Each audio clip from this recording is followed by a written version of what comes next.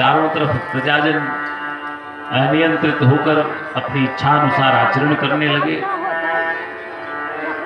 मुनियों को लगा ये तो ठीक नहीं हुआ, तो ऐसे में राजा वेन की जंघा का बंधन किया तो एक बालक उत्पन्न हुआ जो घबराया हुआ नाटा सा सांवला सा। वो घबराहट के मारे खड़ा था, तो उसको भयभीत देख करके ब्राह्मणों ने कहा डर मत, निषिद्ध है यानी बैठ जा। और वहीं से निषाद वंश की उत्पत्ति हुई। भुजाओं का मंथन किया तो स्वयं भगवान नारायण पृथु बन करके पधारे।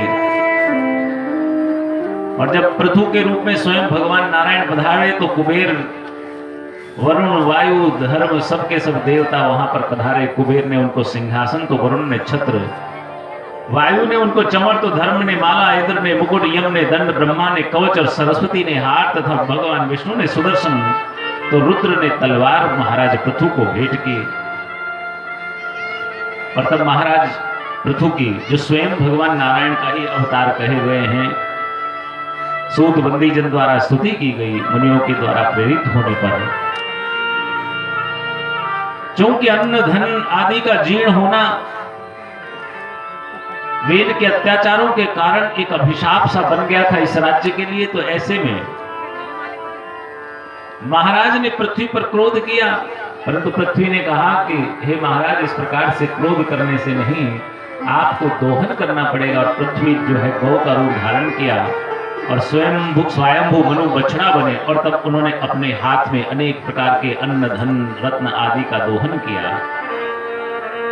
कहने का भाव यह है कि उन्होंने इस पृथ्वी का दोहन तब किया जब उन्होंने यहां देखा कि चारों तरफ जो है अकाल पड़ा हुआ है।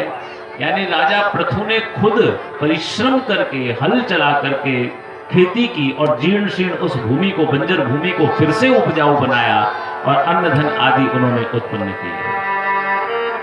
राजा पृथु ने 100 अश्वमेध यज्ञ किए। उनमें से जो अंतिम यज्ञ 100वां अश्वमेध यज्ञ जब चल रहा था तो इंद्र भयभीत हो गया। इंद्र ने सोचा कहीं ऐसा नहीं हो, ये जो 100वां यज्ञ है ये इंद्र पद प्राप्ति के लिए महाराज पृथु कर रहे हैं। क्योंकि उसको पता थोड़ी ना था ये तो भगवान स्वयं नारायण ही है पृथु तो, और नारायण को इंद्र पद की आवश्यकता थोड़ी ना होगी।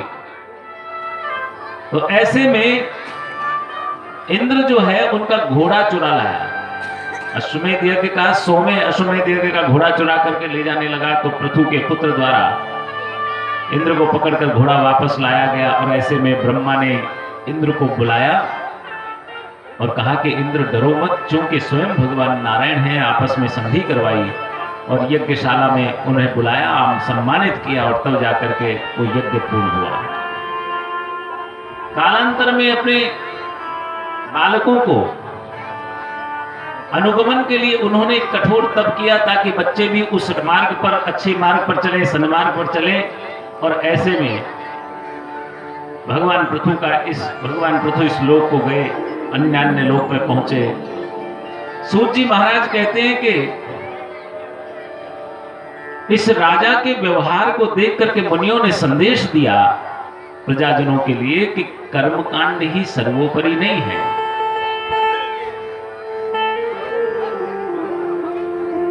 जीवन में भक्ति का भी प्रादुर्भाव जरूरी है। और उन्होंने एक जो है उपदेश सुनाया मुनियों ने।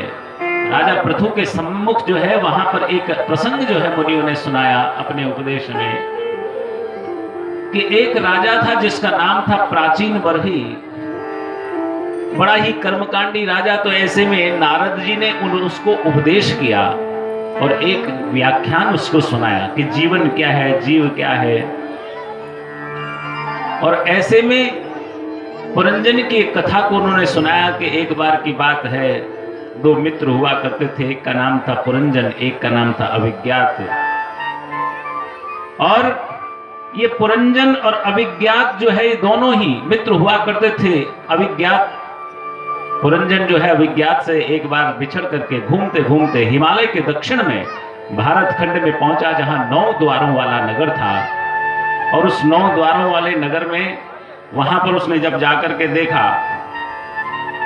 तो उसने देखा कि हिमालय के दक्षिण भारत में भाग में जो ये भारत खंड है और इसका जो ये 9 द्वारों वाला नगर है, इस नगर की एक स्वामिनी असल में एक सुंदर स्त्री है, जिसके 10 सेवक हैं जो उसकी सेवा करते हैं, अनेक सखियां उसकी सेवा करती है, और उस नगर का की रक्षा एक 5 फन वाला जो है सर्प किया करता है, जो द्वारपाल बनकर के इस नगर के 9 द्वारों वाले नगर की रक्षा करता है। और इन 10 सेवकों के ऊपर भी 11वां एक शूरवीर सेनापति उन सबको नियंत्रित करता है। पुरंजन वहां पहुंच गया। पुरंजन ने जब उसको देखा, सुंदरी को जो है विवाह के लिए प्रस्ताव दिया और विवाह हो गया। अब तो स्थिति ये हो गई कि पुरंजन वो 9 द्वारों वाली जो उसकी मालकिन है, स्वामिनी है, उसके वशीभूत होकर जैसा वो कहता वैसे ही करने लगता। कभी उसकी अवहेलना करता तो वो नाराज हो जाती, तो उसको बार बार समझाने लगता, मनाने लगता। ऐसे में कभी बिना बताए शिकार खेलने के लिए चला जाता, वापस लौट कर करके आता तो रानी को क्रोध आता, तो फिर उसको समझाने लगता, भिन्न भिन्न प्रकार के तर्क दे करके। इस नगर पर कभी चंडवेग का आक्रमण होता, तो कभी काल कन्या का आक्रमण, कभी प्रज्वार इस पर चढ़ाई कर देता। और ये नगर पर बार बार जब काल कन्या, प्रज्वार, चंडवेग बार बार आक्रमण करने लगे, और स्थिति ये थी कि 360 गंधर्व और गंधर्विनियां तो रोज आक्रमण करके कुछ न कुछ लूट ले जाते थे। ऐसे में जब ये बार बार आक्रमण हुआ, काल कन्या का, प्रज्वार का, चंडवेग का, तो इस आक्रमण से दुखी होकर के जो वो सर्प था, प्रजागर सर्प, वो इस नगर को छोड़कर चल दिया महाराज।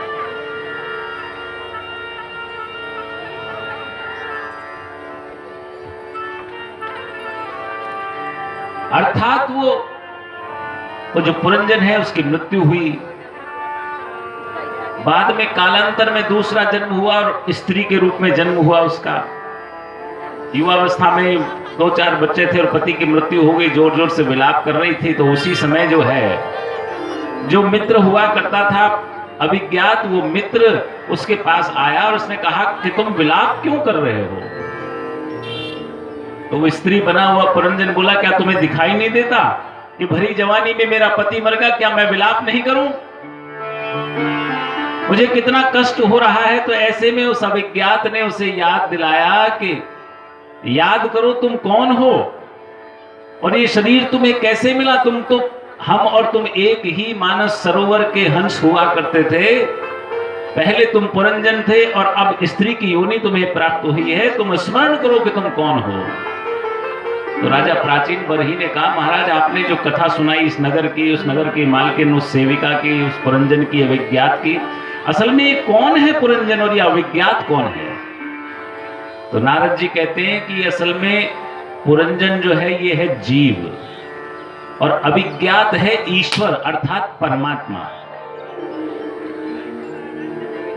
ये जो जीव है, ये जीव परमात्मा का ही अंश है, मित्र है। परंतु जब जीव का इस संसार में आगमन होता है, संसार को देखने की जब उसकी इच्छा होती है, तो वो 9 द्वारों वाले नगर में प्रवेश करता है और 9 द्वारों वाला नगर है शरीर। तो ये जीव जब शरीर में प्रवेश करता है तो उसका संबंध, शरीर की मालकिन कौन? बुद्धि। तो बोले वो जो सुंदरी है वो कोई और नहीं, ये बुद्धि है। तो जब इस शरीर में जीव प्रवेश करता है तो उस बुद्धि के साथ उसका संबंध होता है। और जब वो जीव, अब उस नगर के जो 9 द्वारों वाला नगर है, उसके 10 सेवक कौन है? 5 ज्ञानेंद्रियां और 5 कर्मेंद्रियां ही उसके सेवक हैं। हमारी आंख, कान, जीभ आदि, हाथ पैर आदि, ये जो 10 इंद्रियां हैं, ये 10 इंद्रियां ही उस नगर के सेवक हैं। और उन पर भी जो 11वां सूरवीर है वो कोई और नहीं, ये मन है, जो मन सारी इंद्रियों को संचालित करता है अपने इच्छानुसार। मन ही तो कहता है कि चलो चल रहे, तो पैर चलने पर चल पड़ते हैं। मन कहता है कुछ उठा के खा लो, तो खा लेते हैं, हाथ उठा करके मुख में दे देते हैं। तो इस प्रकार से 10 सेवक 10 इंद्रियां हैं। और ये जो 11वां जो सूरवीर सेनापति जिसको इस कहानी में कहा, वो असल में मन है। और ये जो 5 फन वाला जो सर्प कहा जो इस नगर की रक्षा करता था, असल में ये 5 प्रकार का जो प्राण वायु होता है, ये वायु ही पंचोदान जो है ना, ये 5 प्राण वायु होते हैं, वो वायु ही जो है ये फन है जिसको प्रजागर कहा है। और जब कहते हैं ना कि बार बार बुद्धि के अनुसार नहीं चलता मन, बुद्धि के अनुसार ये जीव नहीं चलता, तो फिर खुद ही समझाने भी लगता है अपने आप को तर्क वितर्क दे करके। तो ऐसे में और जो कहा कि इस नगर पर बार बार ये चंडवेग आक्रमण करता था, प्रज्वार आक्रमण करता था, काल कन्या, ये असल में भिन्न भिन्न प्रकार के रोग हैं, बीमारियां हैं जो शरीर पर आक्रमण करते हैं। और 360 गंधर्व और गंधर्वियों की जो बात कही कि वो रोज कुछ न कुछ लूट करके ले जाते हैं, असल में ये दिन और रात है जो लूट कर ले जाने का मतलब है कि हमारी जो आयु होती है वो आयु का निरंतर क्षय होता है, रोज हमारी नित्य आयु कम होती जाती है। यही गंधर्व गंधर्विनियां अर्थात ये दिन और रात हमारी आयु को रोज कम करते जाते हैं। तो इस प्रकार से इस जीव और पुरंजन की कथा को यहां पर कहा, इसीलिए कहा कि जीवन में हम जब शरीर को प्राप्त करते हैं तो बुद्धि हमें मिलती है, और बुद्धि के अनुरूप हम चलते हुए सन्मार्ग पर चलते हैं। उचित और अनुचित को जानते हुए भी यदि हम कुमार्ग को ग्रहण करते हैं तो ये हमारी भूल है।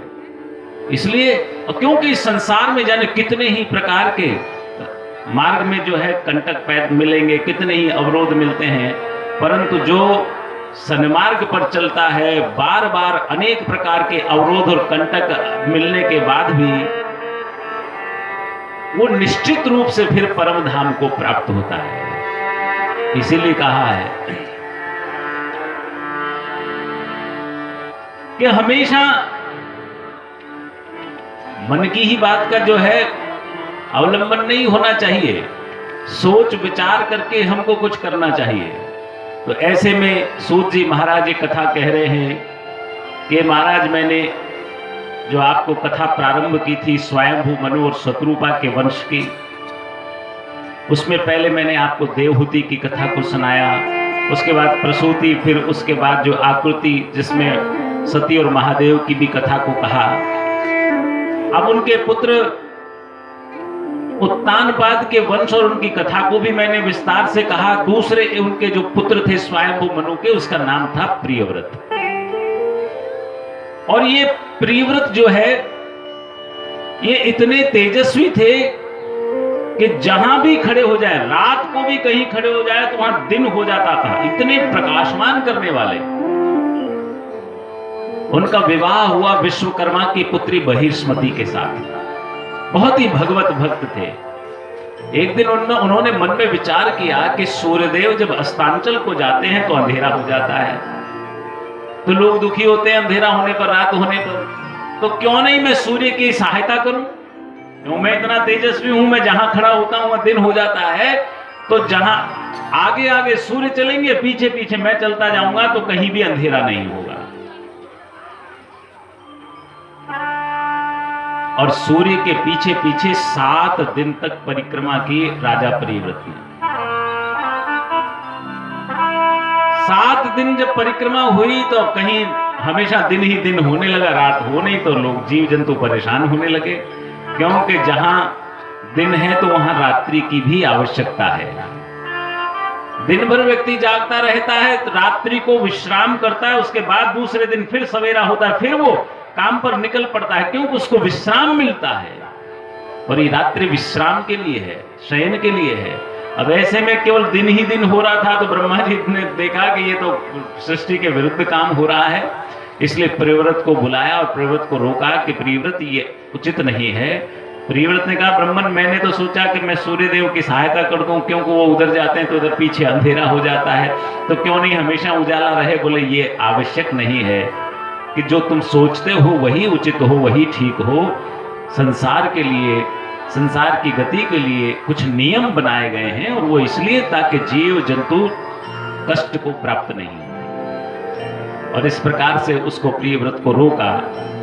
इसी वंश में एक राजा हुए आग्नित्र, जिनका विवाह पूर्व चित्ती अप्सरा के साथ हुआ। आग्नित्र के पुत्र हुए महाराज नाभि, जिनका विवाह मेरु देवी के साथ हुआ। और मेरु देवी ने और महाराज नाभि ने जब पुत्र उनके नहीं हुआ तो उन्होंने पुत्र कामेष्टि यज्ञ किया। और पुत्र कामेष्टि यज्ञ के अनंतर भगवान स्वयं नारायण प्रकट हुए महाराज। और जब नारायण प्रकट हुए तो उन्होंने हाथ जोड़ करके उनकी स्तुति की। नूनम मुक्त संगानम तादृशानां द्विजर्षभ गृहेष्वभिनिवेशोऽयं पुंसां भवितुमर्हति। महाराज जब नाभि ने हाथ जोड़कर स्तुति की कि हे भगवान, आज आपके दर्शन पाकर के हम अभिभूत हो गए हैं। आपके दर्शन ने हमें धन्य कर दिया है, हमारा जीवन सफल हो गया है। भगवान ने कहा आपने हमें बुलाया है, हमारी तपस्या की, पुत्र कामेष्टि यज्ञ किया, बताओ हम आपको क्या वरदान दें। भगवान ने जब देने की बात कही तो उन्होंने कहा कि हमने तो पुत्र की कामना से ये यज्ञ किया है, आपकी आराधना की है प्रभु, और आप तो दानी शिरोमणि हैं, इसलिए आप हमें एक पुत्र दीजिए। दान शिरोमणि कृपा निधि नाथ कहूं सति भाव, चाहूं तुम ही समान सुत प्रभु सन कवन दुराव। बोले भगवान आपसे क्या छिपाना, बस आपके समान पुत्र चाहिए, यही हमारी कामना है। भगवान ने कहा कि अब मैं मेरे समान तो कहां से खोज करके लाऊं, मैं तो अपने जैसा केवल एक ही हूं।